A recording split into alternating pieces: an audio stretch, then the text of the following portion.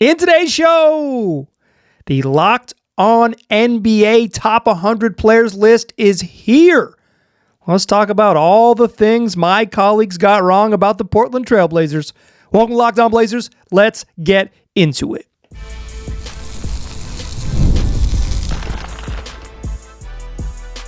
You are Locked On Trailblazers, your daily Portland Trailblazers podcast, part of the Locked On Podcast Network. Your team every day. What's up, world? It's your past first point guard and Trailblazers reporter, Mike Richmond. You're listening to another episode of Locked On Blazers, part of the Locked On Podcast Network, available wherever you get podcasts and also on YouTube. Thanks for making this show your first listen. Coming at you each and every weekday, Monday through Friday. So make it a part of your daily routine. Make it your first listen. Tell your friends to do the same. As Locked On Blazers, your team every day. In today's program, the Locked On Top 100 Players. Our network's list of the 100 best NBA players ranked has officially been revealed. I will link to the full show outlining the top 100 list. I'll link to the whole list itself in the episode description for this episode. But what we're going to talk about here is all the things my colleagues got wrong about the Portland Trail Blazers. I don't think they're all wrong, but I would say in general, rankings are meant for you to get mad about. So I will offer some pointed criticisms and discuss maybe my personal resistance to do this exercise anyways. Because I am somewhat resistant to lists. Let's get into that first. Back in July, for my real sickos who are listening to this podcast all summer long, I appreciate y'all. I wouldn't do it without you. Thank you so much. But in the end of July 25th episode, I did a show about this exact exercise. Said, the network wants us to rank. We're going to rank the top 100 players. We're going to put out this list here before the season starts. And they asked me, as the host of Locked On Blazers, to rank the 4 or 5 best players on the team that I cover, and so everyone else can kind of choose from that list. But we'll start with that. And it was my understanding that we were ranking the best players for the upcoming 25-26 season. Not last year, not the year after, not body of work over the course of anything, but the upcoming season. Who will be the best players in the league during the 2025-2026 season? So my list didn't include Damian Lillard. It didn't include it. I had 4 names on my list: Deni Avdija, Toumani Camara, Sheadon Sharpe, and Jrue Holiday. I didn't include Damian Lillard. I didn't consider Damian Lillard. He had just signed, he was officially a Blazer at the time I did that episode, the time I recorded it. But quite frankly, he was not on my best players list because from the way I do the math, he's not going to play this year. I don't think he's said that outright, but at his introductory press conference, he said everything short of saying, I'm not going to play. Joe Cronin sat up there and kind of hemmed and hawed, like, how do I say he's not going to play? And even though we know he's not going to play. I don't think a player has returned from an Achilles injury faster than JJ Barea did it when he did in about 10 and a half months. If Damian Lillard were to do it in 10 and a half months, he would return at the end of March. We're talking the final week of the regular season. That just doesn't seem realistic for what this is going to happen. He's not going to play this year. He wasn't on my list. So the general unknown regarding Dame, he's not on there. But guess who is on the big list when it gets revealed today by the Locked On Podcast Network? Damian Lillard. He's the highest ranked Portland Trailblazer. So my colleagues think Damian Lillard is the best player on the team. Just doesn't make any sense, guys and gals, folks, all of you. The voting public at Locked On, it doesn't make any sense. He's not going to play this year. He cannot be the 54th best player in the NBA if he doesn't participate. But that's a criteria that I voted on. I'm not sure everyone voted that way. Quite frankly, it makes me think that I might have misread the brief. Here's the real truth about Dame.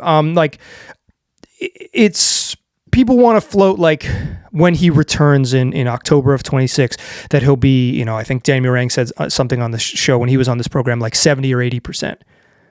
Sure. Okay. That is, nobody knows what that means. You couldn't tell you what 80% of Damian Lillard looks like because we've only seen 100% of him at any point. And so we're talking about what he could be or might be or should be when he returns. Here's what I know about Damian Lillard. When he returns, he will be a 36-year-old point guard in the league. And he will also be, at age 36, one of the most defiantly optimistic and steadfastly determined people I've ever encountered. I've spent various degrees, about a decade around NBA players with some regularity.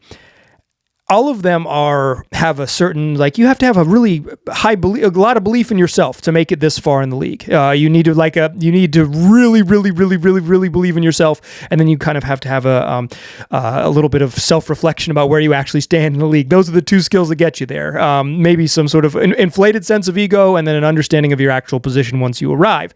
But Dame is like even beyond that. He is just so defiantly. He has such a strong and defiant belief in what he is capable of. And he said it himself. He expects to be Damian Lillard.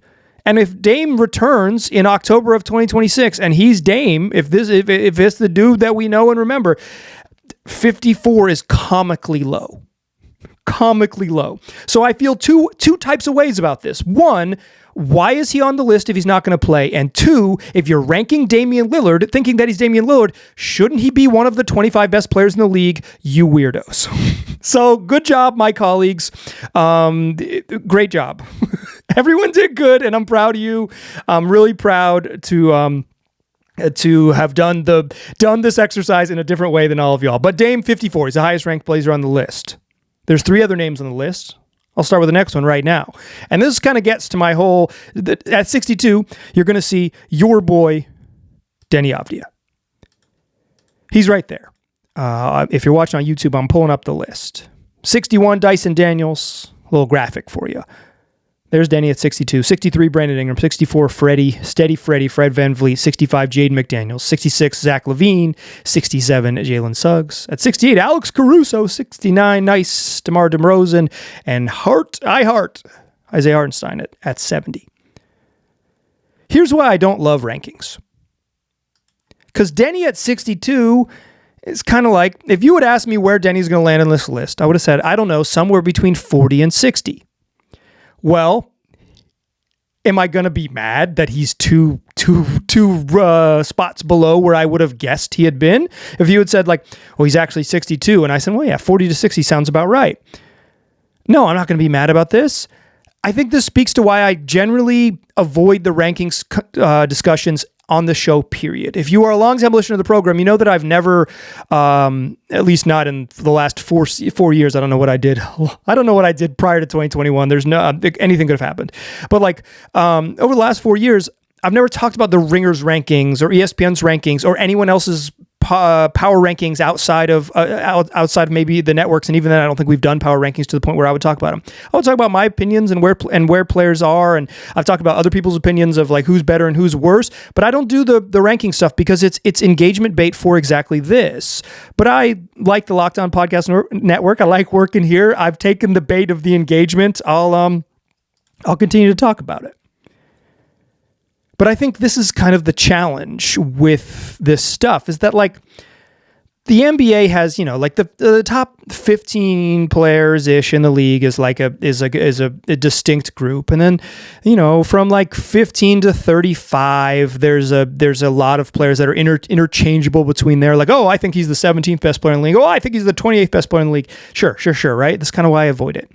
But then I think there's a huge middle class of NBA players. Huge. Like 35 to 75, maybe 35 to 80 is like really so context dependent. Are you good, or are you good at what they ask you to do? Let me offer some explanation for that here. Deni Avdija is ranked 62nd. 61 is Dyson Daniels. I think Denny's better than Dyson Daniels. 60 is Norman Powell. I know Deni is better than Norman Powell. 59 is Mikal Bridges. That sounds about right. I think Deni and Mikal Bridges are very, very comparable players. That's good. I know that Deni probably doesn't have the national cachet of Bridges, didn't get traded for 5 firsts or whatever. But yeah, I think they're very, very similar players. Austin Reeves is 58. Yeah, they're different, but I think Denny's better than Austin Reeves. 57 is Jared Allen. Okay, those are really hard players to compare, but Jared Allen's made an all-star team. He's, except when the playoffs happen, he's pretty good. Like during the regular season, he's an awesome player. Is he better than Deni? I don't know. Trey Murphy at 56. I don't think, obviously he was hurt last year. I'm a big Trey Murphy believer. I would say if I'm projecting this season, I could believe there's a world where Trey Murphy is like even a lot better than Deni. I could believe there's a world where Deni's a lot better than Trey Murphy. Then it gets into the context-dependent stuff. Lauri Markkanen's 55. I just think he's better than Deni Avdija. They're different, but I think he's a better player. Draymond Green is a better basketball player than Deni Avdija, except if you just put them in a vacuum, right? You put Draymond Green in any random team, he's fine. He's fine. You put Draymond Green next to Steph Curry, he's going to be a first ballot Hall of Famer. He is a perfect complementary piece to that system and that player. He helps Steph in a way that not many players of his ilk could, and Steph helps him in a way that pretty much no one else could. And sure, a lot of other people are going to be good with Steph Curry, but Draymond is uniquely gifted to unlock what is special and what has made the Curry era special. And when he doesn't have Steph Curry, he's a very pedestrian player. Someone would call him bad. But yeah, I think he's a first ballot Hall of Famer. Joel Embiid, 52, that's weird. But he's just hurt. If Joel Embiid, we had any faith that he'd be healthy and play this season, Joel's one of the 25 best players in the league easily. Rudy Gobert, 51. I think this is a perfect sort of Deni encapsulation. If you needed to win one basketball game, and like a pickup game, particularly, say you're playing threes, right? Playing 3-on-3. You'd want Deni 1,000 times over Rudy Gobert. But Rudy Gobert, with all his limitations, is a 4-time Defensive Player of the Year. He's still probably the best rim protector in the league. And for all of his warts, he puts a floor on your team's defense of being like, we're going to be one of the 8 best defensive teams in the league. See ya.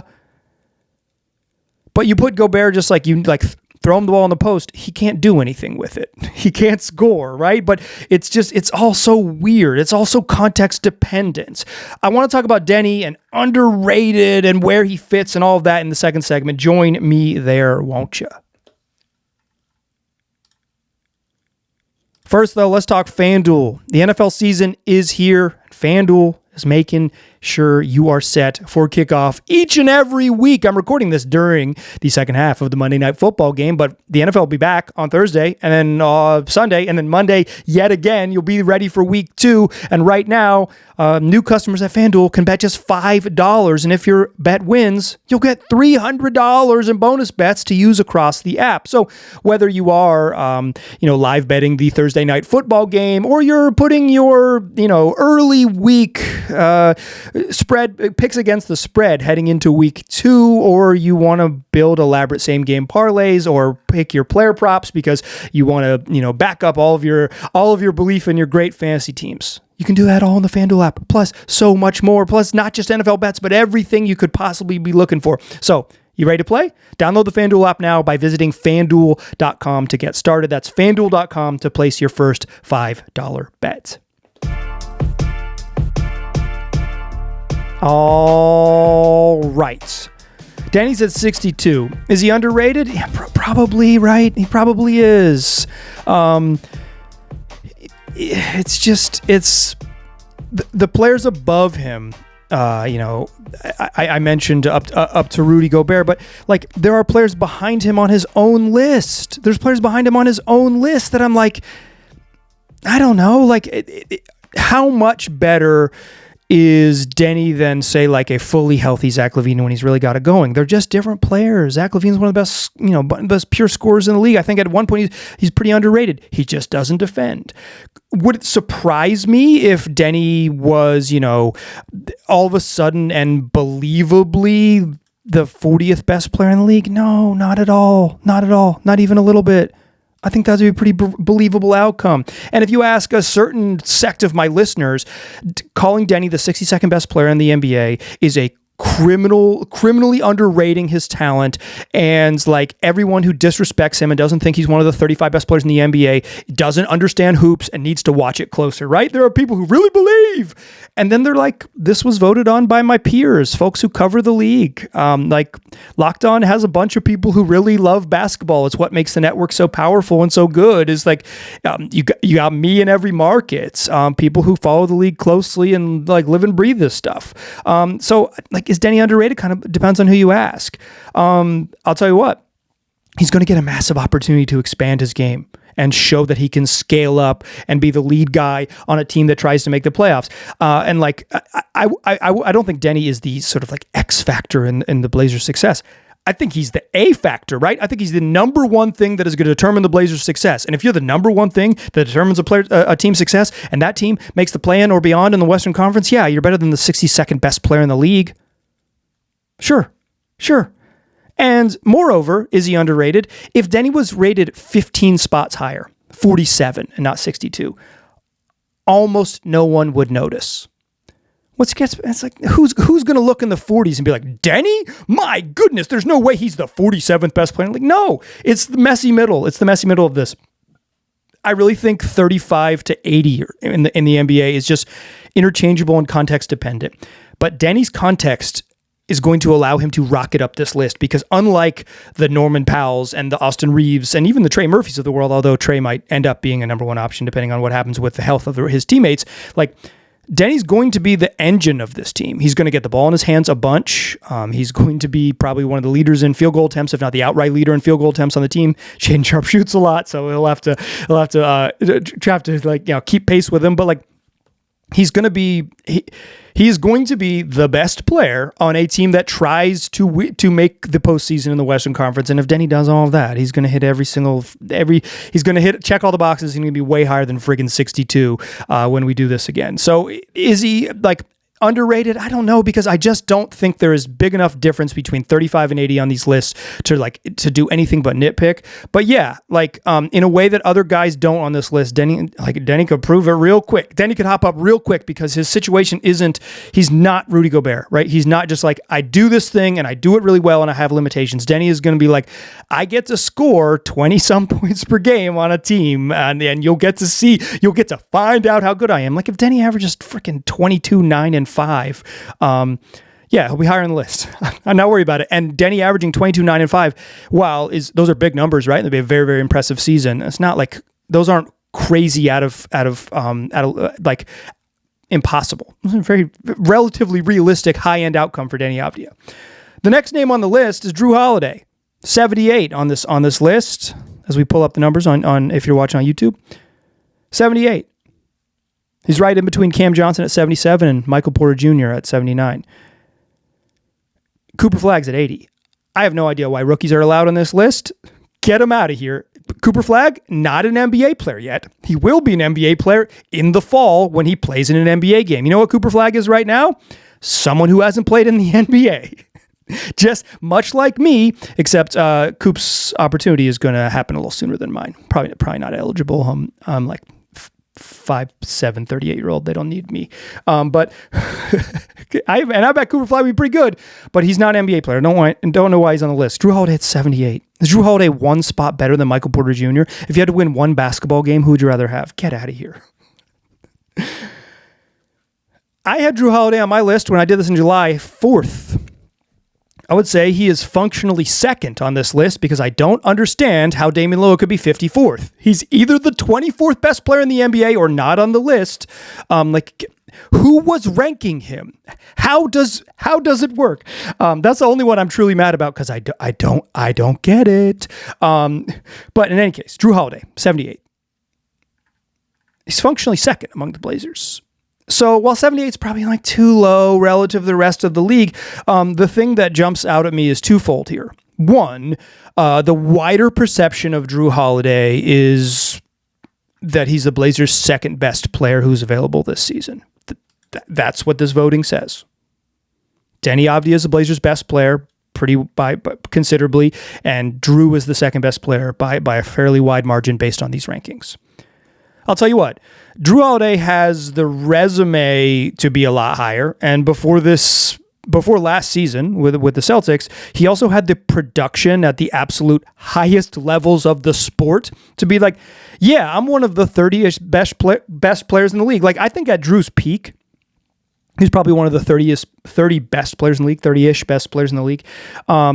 and one of those guys that was truly better than his box score, and his box score during his 7-season run from the end of his New Orleans run to the 2 years in Milwaukee and 2 years in Boston, he averaged like 18, 5, and 6. That's 18 points, 5 boards, and 6 assists over 7 seasons, and was one of the best defenders in the league. He's probably better than his box score at 18, 5, and 6. He's a good basketball player. He's really good. At his peak, 78 is laughable for Jrue. I think that's it's just he's not at his peak.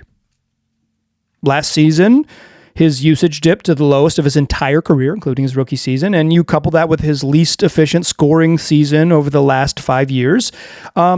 Defense is so hard to qualify with this stuff, but I would say the general perception is that Jrue Holiday took a step back on defense. I think when I watched the Celtics, I wouldn't say I was like, dang, Jrue looks slow until they got to the playoffs, but the playoffs is a different beast in the regular season. And in my mind, this is a ranking about who will be, help you win the most games in the regular season. The playoffs is just a different beast. The other thing I think here is that if Jrue Holiday bounces back, he has a chance to pretty easily jump up into that messy middle, right along with, 35 to 80, he's at 78, but pretty easy into that 40 to 60 range right there with Deni. But he is like a lot of these guys, is that his context will determine how far he climbs, because he isn't going to be like a on the ball leading the team in field goal attempts. He's going to be a role player on the Blazers. He might be a big minute role player, like he might play 32, 33, 34 minutes a night, but he's a role player. Like he's going to play his role, even if his role is like high level complementary parts. But also he's 35 years old and time comes for us all. If at the end of the season, it's like Jrue 78, yeah, it's probably about right. Or 78. Wow. I think one thing that's abundantly clear with this list is that the Blazers front office believes Jrue Holiday is much better than the 78th best player in the league, and they believe that Jrue has a lot left in the tank, or at least they value him highly enough to be part of the Damian Lillard winning time 2.0 era, a name that I'm workshopping that might need a little bit of editing, a little bit of clarity. But when Dame comes back for Dame 2.0 and the front office says it's winning time and they add Jrue Holiday, you better believe that they believe that Jrue is part of that winning time era. They think he's a lot better than 78. There's only one Blazers name left on this list of the rankings. I'm fairly surprised it's the one guy and not the other guy. Let's talk about those two gentlemen in the third segment. Join me there, won't ya?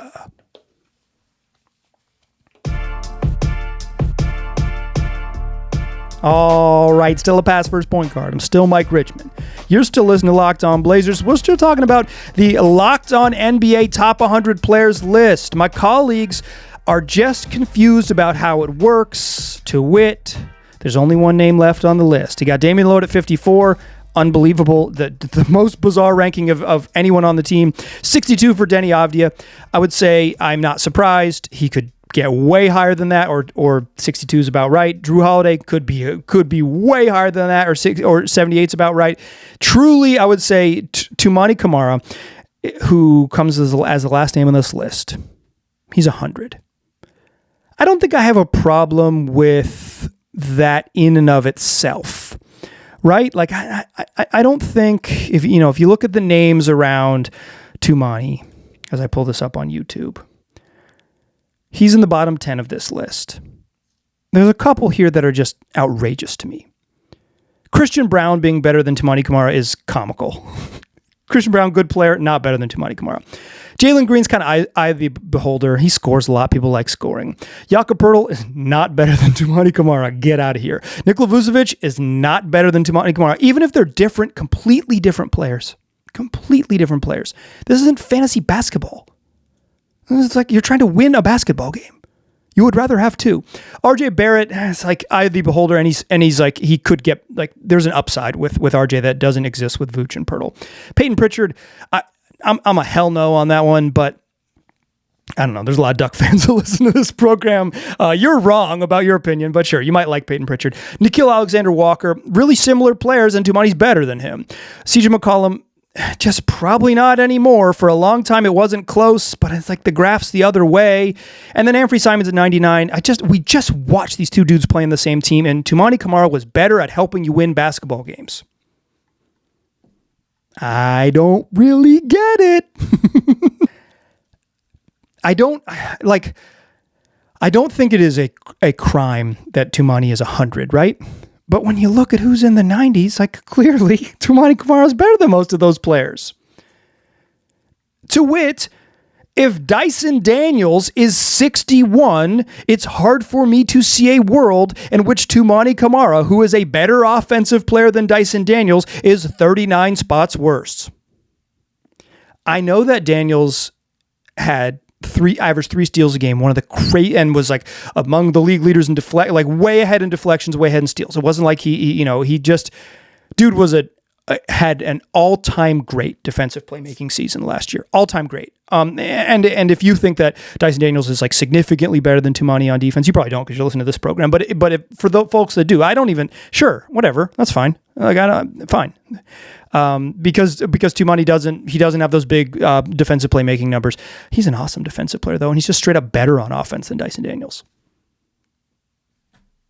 Yeah, I think this is the one that my colleagues missed on the most. I really do. I think it's the one they missed on the most. If Toumani was ranked 88th, would I be yelling? Nah, I think that's fine. So I don't really care. I don't really care the difference between 85 and 100. But if you look at the names with him, the names next to him on the list, it's just like if you had to win a basketball game, Toumani helps you win basketball games more than those guys.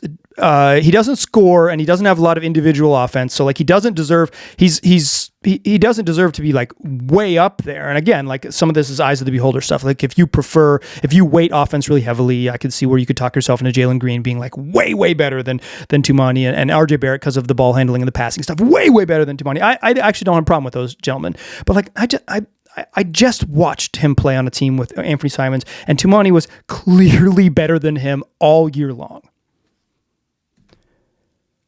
So, yeah, 2's probably a little too low. But again, if you told me that Toumani Camara was the 100th best player in the league, I'd say fine. Which brings me to the last point. It's the names that are on the list that is more puzzling. So when I did this, July 25th, I said, okay, here are the Blazers' 4 best players.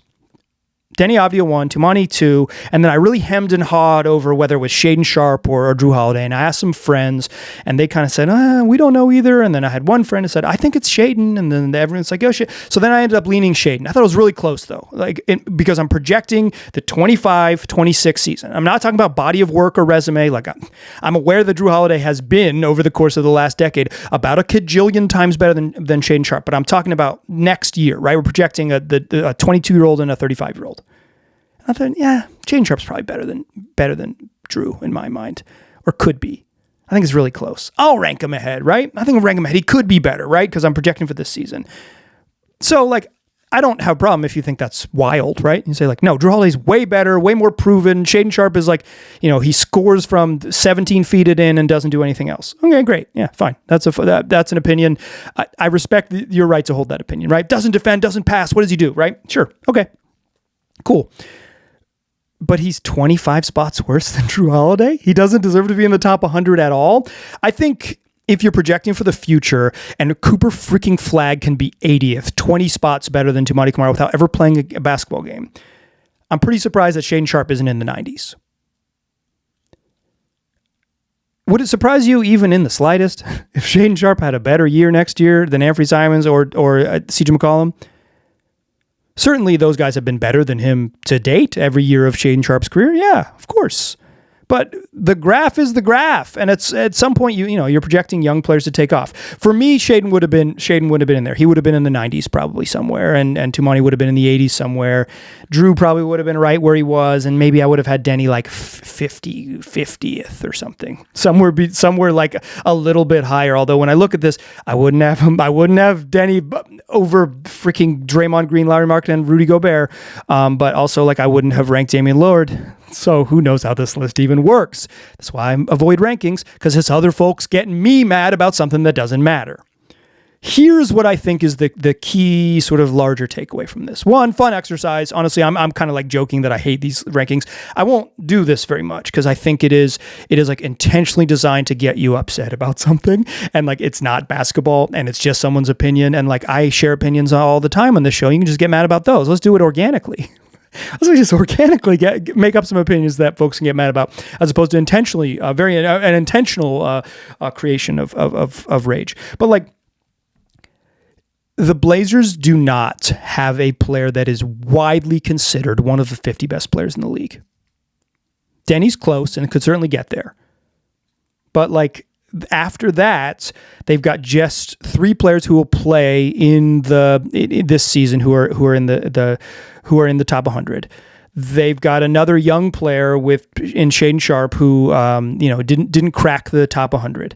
It is, the difference in, like, once you get to the messy middle, the difference in 80 and the final 400, probably 80 to about 170 is like a pretty. And the next 90 is fairly interchangeable, and then you get to kind of a bigger drop off. But I think, like, if you're projecting and thinking about the Blazers for the season, it's like not having a player that is like widely considered in the top 50 is the sort of the general perception of where this team is at. And if they are to overcome this perception, if they are to have a really good season, right? If they're going to finish and make the play in and be pesky all year and be one of the competitive teams in a very competitive Western Conference, they're going to probably do it because more guys jump into the top 100 than more guys jump into the top 30. I think they're more likely to be like, yeah, Sheadon Sharpe is good and Scoot Henderson is good and Jeremy Grant has bounced back, and like they're much more likely to have that sort of depth in the back half of the field in my eyes than have Deni be like, oh yeah, he's the 12th best player in the league. I think that is much more likely for their path. But I also think that is the perception of the team right now. Linked in the episode description for this episode, the full show breaking down the top 100. Plus, I will link to the list itself in case you're someone who wants to look at it visually. If you've got some, take a look at the list and tell me where Blazers players, where you would rank them. Who's too high, who's too low, all of that. You can email me or sound off in the YouTube comments. My email address, lockedonblazerspod@gmail.com. The YouTube channel is probably what you're watching right now, or just search Locked On Blazers. That's how it works. 5 days a week, wherever you get podcasts, and also on YouTube. Come back for tomorrow's show. We're going to do a season preview for Jrue Holiday. That's what we do. Tell your friends about the show 5 days a week, wherever they get podcasts, also on YouTube. I appreciate you listening. I'll talk to you soon.